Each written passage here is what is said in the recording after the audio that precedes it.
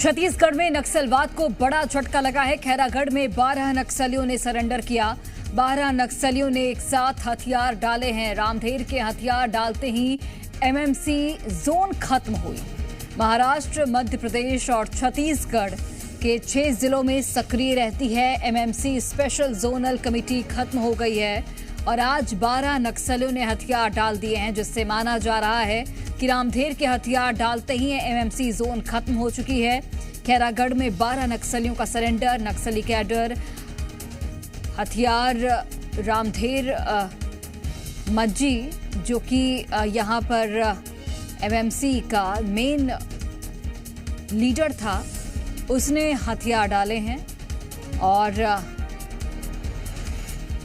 ये माना जा रहा है कि अब एमएमसी जोन खत्म हो गई है। 12 नक्सलियों ने एक साथ हथियार डाले हैं।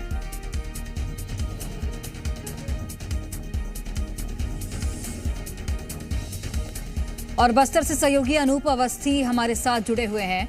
अनूप, कितनी बड़ी सफलता के तौर पर इसे देखा जाए, क्योंकि एमएमसी जोन काफी वक्त से सक्रिय था, खासकर महाराष्ट्र, मध्य प्रदेश और छत्तीसगढ़ में, और अब चूंकि 12 नक्सली और जो इसका मेन आदमी था उसने ही हथियार डाले हैं, तो फिलहाल क्या जानकारी, क्या मान लिया जाए कि ये जो पूरा नक्सली संगठन है वो खत्म हो गया है?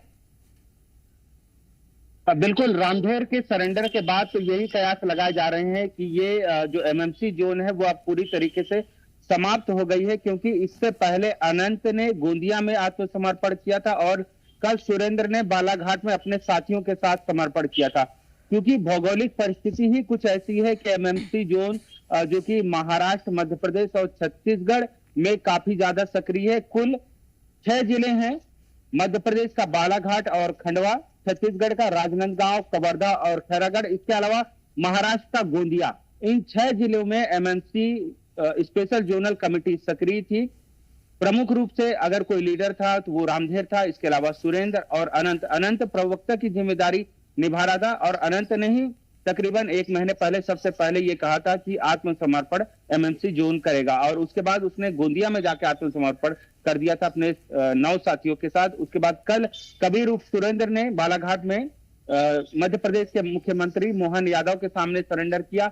और आज जब सुबह सबसे पहली तस्वीर आई तो हमने देखा कि रामधेर अपने 12 साथियों के साथ हथियार के साथ वो पहुंचा है खैरागढ़, और उसने भी अब आत्मसमर्पण कर दिया। यानी कि एमएमसी जोन जो है वो पूरी तरीके से अब समाप्त हो चुकी है, ये अंदाजा लगाया जा रहा है।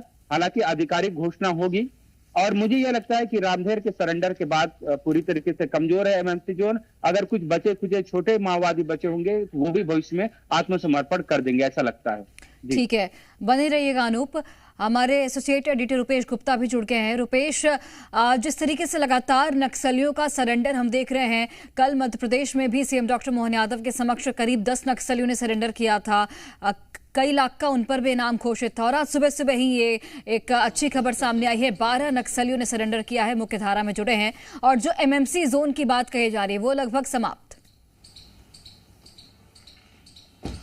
देखिए, बड़ी कामयाबी है, और इस लिहाज से बहुत बड़ी कामयाबी है कि बंदूक के जरिए नहीं, बल्कि जो स्ट्रैटेजी है, रणनीति है, उसके तहत ये जो जोनल कमेटी है खत्म हो रही है। और सबसे महत्वपूर्ण चीज कि जो राजनांदगांव जिला था नक्सल प्रभावित, राजनांदगांव की जो अविभाजित जिला है, उसमें मोहला मानपुर का इलाका हो या फिर गोंदिया का इलाका हो या खैरागढ़ जैसे इलाके हों या फिर मध्य प्रदेश के बालाघाट जैसे इलाके हैं, जो ये पूरा एक इलाका था, इस इलाके में ये कमेटी एक्टिव थी। और इस कमेटी के एक्टिव होने के बाद लगातार कई राज्यों में कई तरह की वारदातों को अंजाम देते थे।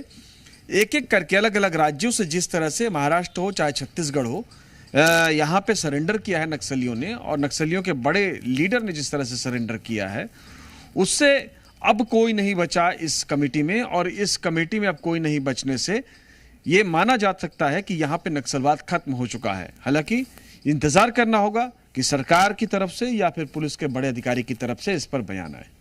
चलिए, बहुत धन्यवाद आप दोनों का जानकारी हम तक पहुंचाने के लिए।